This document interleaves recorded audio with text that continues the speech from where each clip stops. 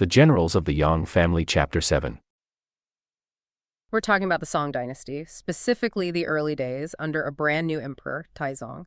And stakes couldn't be higher. This isn't just a border skirmish. Right. This is an attempt to finally unify China. But as we're going to see, the biggest threat to the Song army isn't necessarily the enemy walls, it's their own internal politics. Exactly. It's a collision of grand strategy and incredibly petty personal grievances. You have a general trying to get his subordinate killed out of spite. Right. A defensive commander who loses his head literally because of his ego, and a family reunion that almost turns into a massacre. I can't wait to get to the bandit reunion because that plot twist is just delightful.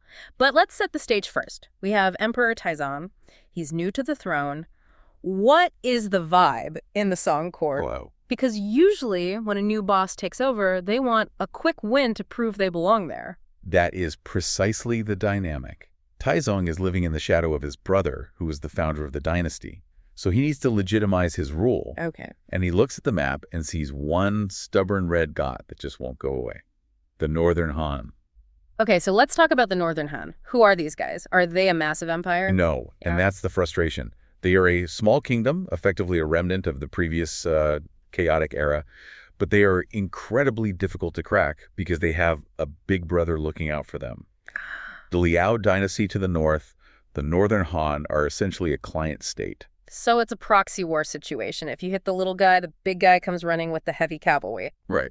So when news breaks that Taizong is planning a massive invasion, the mood in the Northern Han court is, well, it's panic.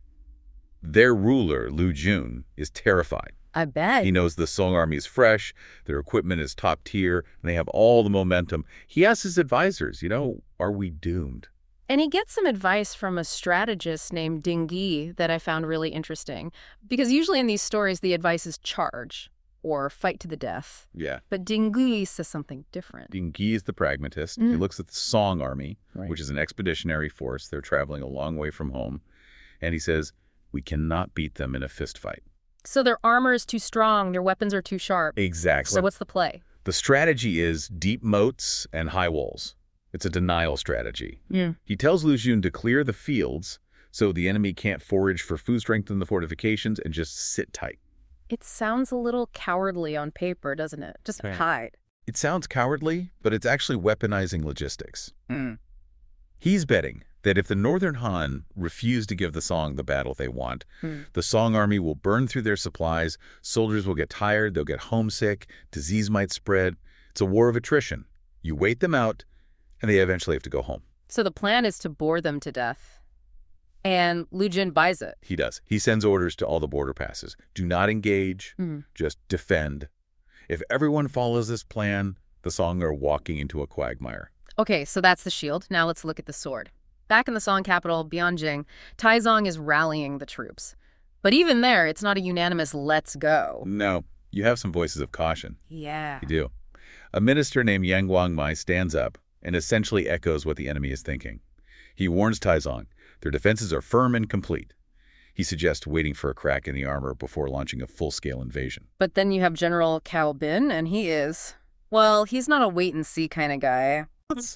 Not at all. Cao Bin is the hawk in the room. He steps up and delivers this incredibly arrogant but powerful line. He says that crushing the isolated Northern Han would be like breaking dry weeds or rotting wood. Dry weeds and rotting wood, that is some serious confidence. Yeah. He's basically saying they are trash and we are elite. Exactly. He's arguing that the power gap is so massive that the high walls strategy won't matter. The Song army is a steamroller. And of course, this is exactly what Emperor Taizong wants to hear. It feeds the ego. So the decision is made, war. But this is where the HR nightmare I mentioned earlier kicks in. Right. They have to pick the leadership team for this massive invasion. And they make some choices that seem questionable. Questionable is putting it politely. This is where the internal politics of the Song court almost derail the whole thing before it even starts. The commander-in-chief is Pan Renmai. Okay. Now, for the listener who doesn't know the lore, Pan Renmai is the classic antagonist of the Yang family saga. He's the villain with a badge. Right. He's a powerful official, but he's petty, corrupt, and holds these deep grudges against the Yang family and their allies. And unfortunately, one of the key generals for this campaign is Hu Yanzhan, who is firmly in the Yang camp. So let's look at the org chart. Pan Renmei is the boss. Gao Huai is the vanguard, the tip of the spear. And Huyanzan is the vice vanguard. Which means Huyanzan relies on Pan Renmei for resources. And Pan Renmei decides to sabotage him. And we aren't talking about, oh, I forgot to sign your expense report, sabotage. This is life or death. It is. Pan Renmei assigns Huyanzan a unit composed entirely of old and weak soldiers. I just want to really picture this. Huyanzan walks out to the parade ground, expecting elite shock troops to help him storm the enemy gates. And instead, he sees what? He sees grandfathers, men with gray hair, maybe relying on walking sticks, guys who should be retired or working in the kitchen. These are not combat troops. And the vanguard has the hardest job, right? It's not just fighting. That's the critical point. The vanguard is the engineering corps. They have to chop down forests to clear roads. They have to build bridges over rivers. They have to fill in moats. It is back-breaking physical labor. So by giving him weak troops, Pan Renmei isn't just making it hard to fight. He's making it impossible to march. he's setting him up to fail. If Huyanzan can't build the bridge in time, the army stops, and Pan Renmei can execute him for incompetence. It's a trap. A bureaucratic assassination attempt. But, luckily for the Song War effort, there is an adult in the room, Gao Huaide. I love how Gao Huaide handles this. He doesn't scream and shout. He doesn't appeal to fairness. No. He appeals to Pan Renmei's survival instinct. He does. He pulls Pan Renmei aside and just uses logic. He says, look, the vanguard has to open roads through the mountains. If these old soldiers can't lift the logs and the army gets stuck, who is the emperor going to blame? That's the key. He flips it. He says, if Huyanzan fails, you look like an idiot, Commander. Exactly. And Pan Renmei realizes he's cutting off his nose to spite his face. So he grumbles, but he agrees to a compromise. They shuffle the deck. They take the elite troops and split them among the junior generals. The old and weak soldiers get moved to the rear guard, where they can actually be useful guarding supplies, and Huyanzan finally gets a unit of capable fighters. So crisis averted, but only just. The army marches out. And I want to mention one strategic move Taizong makes here that shows he's actually quite sharp. Yeah. He sends a general named Guo Jin to Shilling Pass. This is crucial context. Remember the Liao dynasty we talked about? Mm-hmm. The big brother. Right. Taizong knows that the moment he attacks the Northern Han, they will scream for help. Shilling Pass is the geographical choke point. It's the doorway that the Liao armies would have to march through. So by sending a general to block Shilling Pass, he's locking the door. He is isolating the battlefield. Yeah. He's ensuring that this remains a one-on-one fight between the Song and the Northern Han. It's a very, very smart move. Okay, so the board is set, the army is moving, and this brings us to one of the most bizarre and entertaining moments in the text, the incident at Waizu. The bandit reunion. This plays out like a sitcom sketch, written by a military historian. So Huizan is scouting ahead, he's tense, he's ready for war, and suddenly he runs into an army blocking the road. But they aren't Northern Han troops. No, they are bandits, or at least a local militia. Huyanzan rides out to challenge them, demanding to know who dares block the emperor's path. He looks at the leaders, and he realizes he knows them. It's his friends. It's Li Jianzong, Gang Liang, and my personal favorite, his wife, Lady Ma, the Golden Head. It's his entire inner circle. But they are dressed for battle, weapons drawn. Huyanzan is completely confused. He asks, why aren't you back at the mountain stronghold? What are you doing here? And Lady Ma's answer is just perfect. She says, we heard you were dead. Right. Rumors travel fast and inaccurately in the 10th century. She heard a rumor that Huyanzan had been executed by the Song court for some crime. So, being the loyal and extremely violent people they are, they decided to do something about it. They gathered their forces, came down from the mountain, and blocked the main road. Their plan was to ambush the Song army and kill whoever murdered Huyanzan to avenge him. The irony is incredible. They are there to avenge Huyanzan by attacking the vanguard. Which is led by Huyanzan. Right. If he hadn't been in the front to recognize them, it could have been a disaster. They might have attacked their own friend. Imagine that conversation. Take that, you murderer! Honey, it's me. It really highlights the chaos of the era. It really does. But once the confusion clears, there's a lot of relief. However, there is still a problem.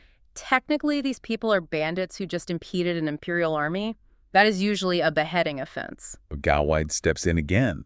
He sees opportunity where others see treason. He's such a pragmatist. He is. He looks at Lady Ma, who is clearly a fierce warrior, and he looks at her retinue, and he thinks, we are going to war. Why kill these capable fighters when we can hire them? He recruits them on the spot. He frames it as fate. And he takes them to Emperor Taizong. Now, you might think an emperor would be snobby about hiring bandits, but Taizong is focused on one thing: victory. He gives them jobs. Because he appoints them as training commissioners. It's basically a battlefield promotion. He promises them official titles after the war is over. It shows a surprising amount of meritocracy. Taizong doesn't care about their pedigree or their criminal record. No. He cares that they can swing a sword. Precisely. Talent was valued over protocol when the stakes were this high. So now, the Song army is even stronger. They have overcome the internal sabotage, they've picked up unexpected reinforcements, and they finally arrive at the first real obstacle: Tianjin Pass. This is where the rubber meets the road. We're finally going to see if the Northern Han strategy of deep moats and high walls actually holds up. The defender at Tianjin Pass is a general named Xiao Sui, known as the Iron Spear. He has a fearsome reputation. The text says 10,000 men cannot withstand him. So he's a tank. But remember, his orders are very specific. Do not fight. Stay inside. Right. And his deputy, a man named Wang Wen, reminds him of this. He does. Wang Wen looks at the massive Song army assembling outside and says, "Boss, the king said to wait. Let's stick to the plan. We defend, we wait for reinforcements, we starve them out." That is the smart play. It's the safe play. But Xiao Sui is looking at those Song troops, and he's seeing something else. He's seeing glory. He argues that the Song troops have marched a long way and must be tired. He says, "If I strike now, I can crush them while they're exhausted. Why should I wait for help?" It's the classic I know better than headquarters moment. It's pure ego. He wants to be the hero who stopped the invasion single-handedly. So he ignores the orders, he opens the gates, and leads his army out to face the Song. And who is waiting for him? Our man Huyanzan with his newly acquired capable soldiers. They meet on the battlefield, and we get the classic duel setup: Huyanzan versus Xiao Sui. The text says they fight for 30 rounds. I want to unpack that because it sounds like a stat from a video game. What does that actually look like? It means it's a grueling stalemate. In these novels, if there's a skill gap, the fight is over in 1 or 2 passes. 30 rounds means they are charging, clashing weapons, circling back, and doing it again 30 times. They are evenly matched. In strength and skill. Exactly. Yeah. Neither can break the other's defense. And this is where Huyanzan shows he's not just a brawler, he's a tactician. He realizes he can't win by brute force. So he changes the game. Yeah. He uses a feint. He pretends to lose. He turns his horse around and starts riding back toward his own lines, acting like he's fleeing in panic. Now, pause here. If Xiao Sui had been disciplined, if he had been thinking about the high wall strategy, what should he have done right now? He should have let him go. He should have cheered, turned his horse around, and gone back inside the fortress. If he does that, he wins. He defended the pass. He survives. But he doesn't. No. The red mist descends. He sees his enemy running and he gets greedy. He thinks, "I've got him." He breaks his formation. He leaves the safety of his lines and chases Huyanzan alone. And that's the trap. Huyanzan waits. He listens to the hoofbeats behind him. When Xiao Sui is close, probably fully extended, raising that iron spear to strike, Huyanzan spins around. The text says he gives a great shout to startle the enemy, and he captures Xiao Sui alive, dragging him right out of the saddle. That is humiliating. 1 minute you're the hunter, chasing down a fleeing coward, and the next minute you're tied up like a bundle of firewood on the back of his horse. And the moment their leader is captured, the Northern Han army collapses. They panic. The Song army, led by Gao Huid, floods into the gap. The pass falls. And poor Wang Wen, the deputy who gave the good advice. He runs for his life. He knows it's over. So Huyanzan brings the captured Xiao Sui to Emperor Taizong. Now, we just saw Taizong hire a bunch of bandits. Xiao Sui is a famous warrior. Does he get a job offer? He does not.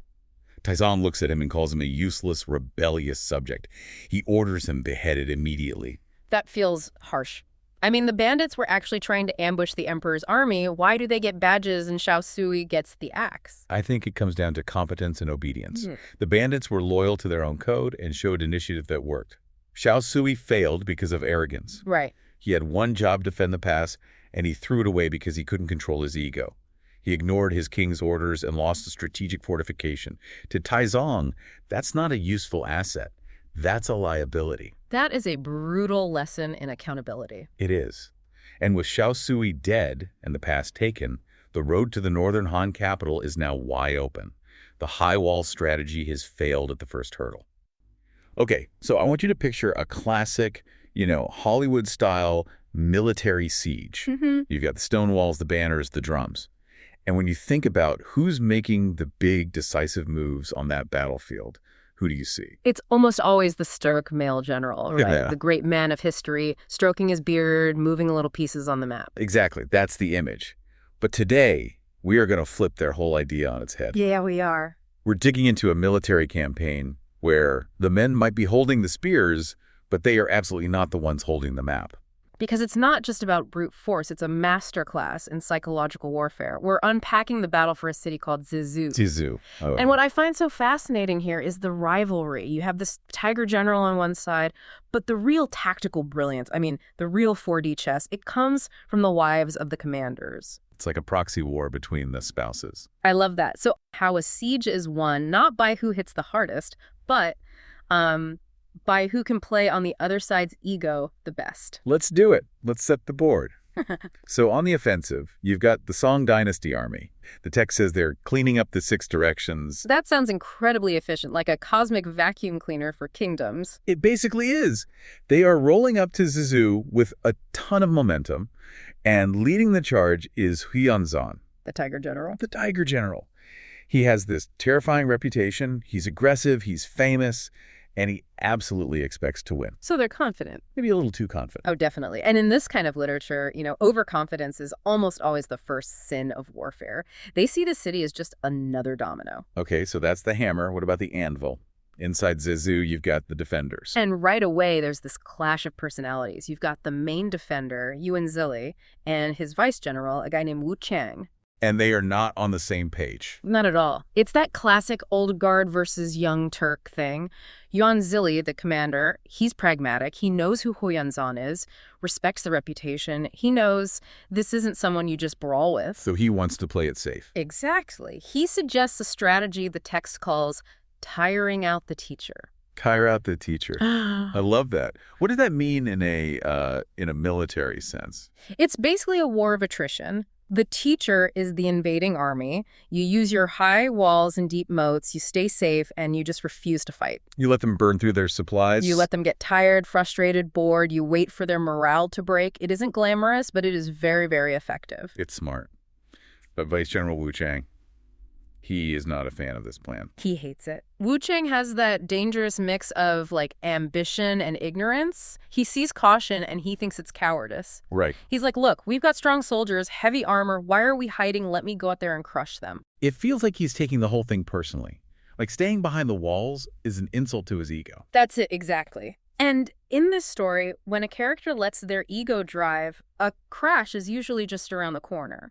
He basically bullies his commander into letting him fight. So he gets his troops. 5,000 of them. He rides at the east gate, lines up his formation, and Huyanzan is just there waiting. And Huyanzan could just attack, but he doesn't. He tries to talk him down first. He does. He gives him an out. He tells him, you guys are like fish swimming in a pot. You're going to be cooked any minute. Why not just surrender? Fish swimming in a pot. That's such a great image. You think you're fine, but the water is heating up and you don't even know you're already dinner. Exactly. It's inevitable. But Wu Chang doesn't see himself as the fish. He gets furious. The text says he dances his sword and just attacks.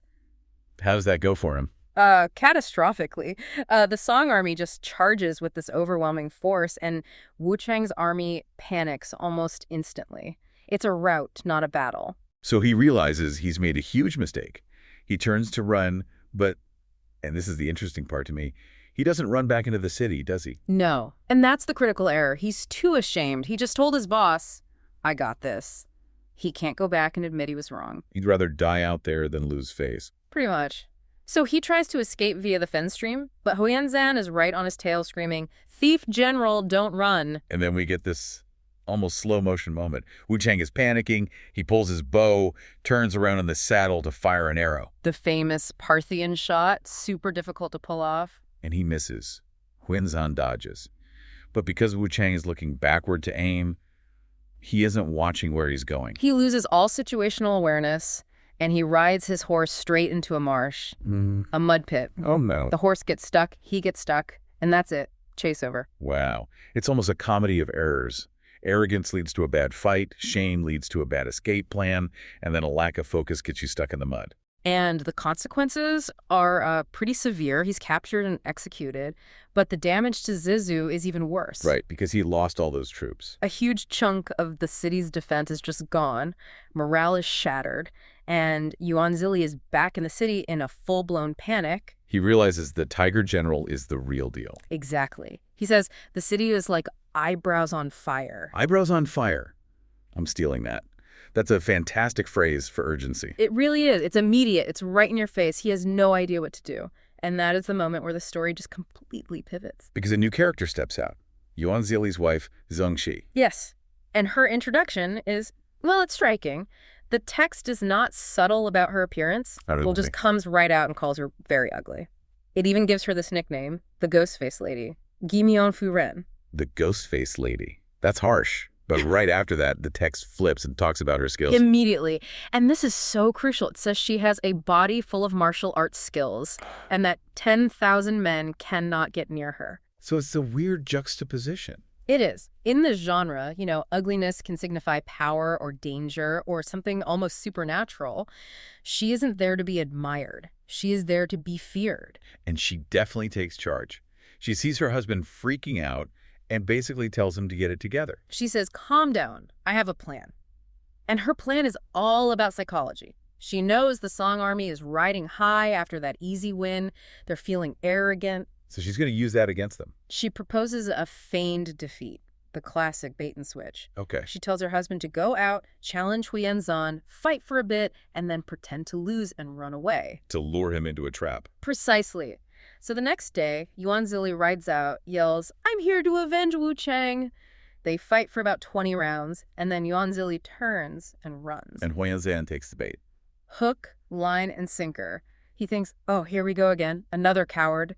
He and his subordinate, Zhu Xing, chase right after him. But this time, they're not chasing him into a swamp. They're being led right into the Ghost-Face Lady's kill zone. They get near the woods, and then boom, a signal cannon fires. The text says the sound pierced the mountains and rivers. That's the signal. And Zheng Shi's troops just rise up out of the bushes. 1,000 crossbows fire at once. Imagine that. You're at a full gallop and suddenly the forest just explodes with arrows. Total nightmare. Your momentum is gone. Huiyenzan realizes he's been tricked. He tries to pull back, but his path is blocked. And who steps out? The Ghost-Face Lady herself. The Ghost-Face Lady. And the fight is shockingly short. She doesn't just hold her own, she dominates him. She stabs Huiyenzan in the left arm. She wounds the Tiger General. That's a huge deal. It's a massive humiliation for him. He barely fights his way out. But his subordinate, Zhu Xing, isn't as lucky. While Huiyenzan is escaping, Yuan Zili turns around and just cuts Zhu Xing down. What a reversal. So the Song army is retreating, their commander is wounded, and they've lost a general. All because they underestimated the woman in charge. Zheng Shi played them perfectly. At this point, I'm betting on Zizu. The Song army is reeling. But the story isn't over, is it? Because Huiyenzan isn't the only one with a smart partner. Exactly. Enter Ma Shi, Huiyenzan's wife. So Huiyenzan gets back to camp. He's bleeding, he's furious, and he's complaining to his wife.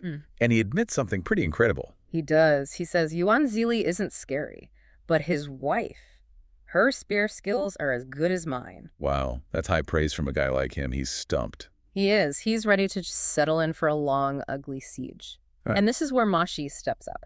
If Zheng Shi is a tactical genius, Ma Shi is a grand strategist. Okay. She just looks at the situation and says, don't worry, her little ambush trick, that only works once. So cool and collected. She's analyzing the enemy's playbook while her husband is, bleeding all over the tent. And she understands that Zheng Shi's victory created a new vulnerability for them.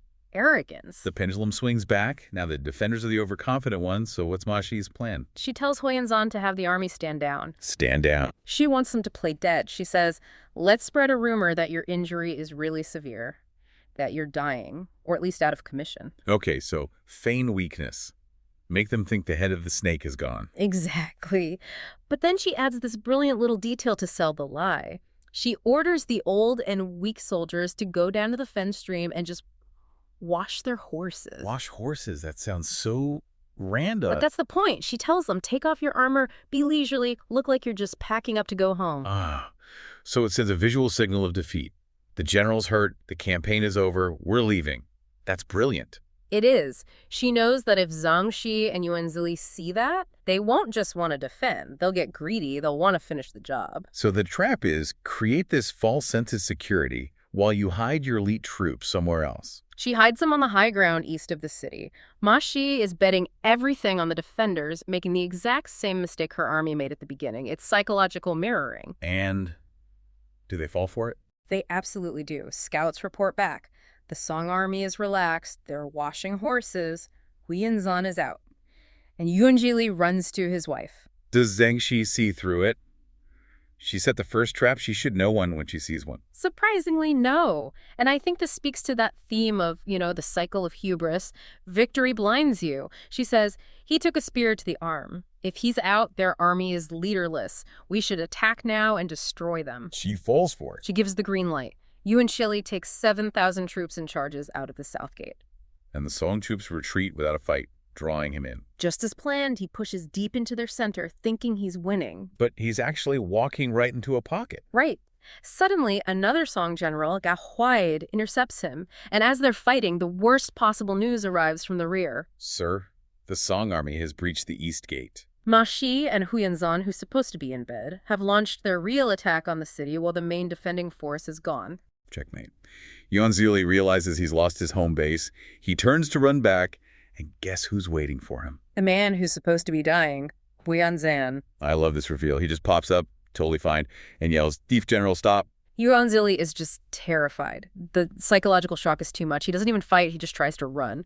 And Hu Yanzan catches him and hits him with his gold whip. Now, a gold whip, is that like a real whip? No, it's actually a hard metal rod, almost like a mace or a truncheon. It's a bludgeoning weapon designed to break armor. And bones. Ouch. Yeah, that's way more painful. It is. He knocks Yuan Zili right off his horse. Kills him on the spot. Brutal. But what about the ghost face lady? What happens to Zhang Shi? She doesn't give up. She fights her way to the east gate, but she runs right into her counterpart, Ma Shi. The Battle of the Wives. This is the main event. It is. The text says they greatly killed for a while, but Ma Shi has the momentum, the numbers. Ma Shi wins the engagement. Zhang Shi's forces are just decimated. Does she die? No, she actually escapes. She breaks out with a few hundred riders and flees to a place called Fengzhou. So she lives to fight another day. She does, but Zhou falls. The Song forces take the city and report the victory. Mission accomplished.